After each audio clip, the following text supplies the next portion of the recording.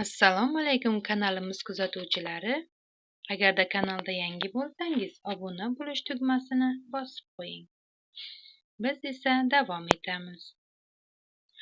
Xonanda Botir Qodirov 15 ta farzandi borligi haqida xabar berdi. O'z vaqtida tan olinmagan farzandman. O'sha paytda katta oila qilishni va ularni adolat bilan boshqarishni niyat qilganman, deb Chotki TVga intervyu bergan Botir Qodirov. Hozirgi kunda 15 nafar farzandim bor. Ularning har biridan faxrlanaman.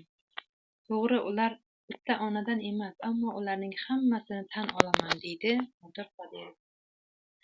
Farzandlarimning bari bir-birini tanishadi va do'stona munosabatda bo'lishadi.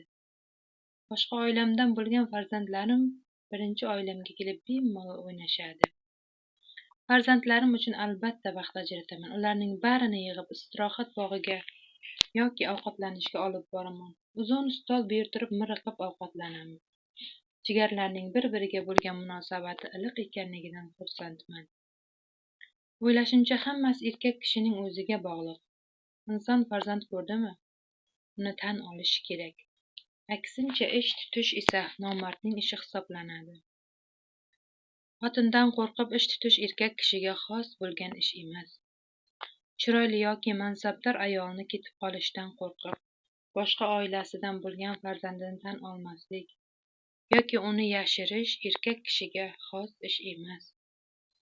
Tug'dirgandan keyin bolani tan olib, voyaga yetgunga qadar unga mehr berib, ulg'aytirish otalik burchi deb bilaman.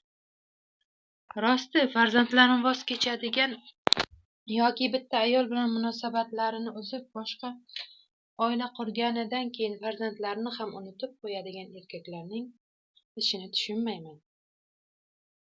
Xotin ko'chada millionta bo'lishi kerak. Bittasiga uylansang, u ayolingiz bo'lib ketaveradi. Ammo farzand erkakning bir bo'lagi, uning vujudidan yaralgan inson. Buning savol-javobi juda og'ir bo'ladi.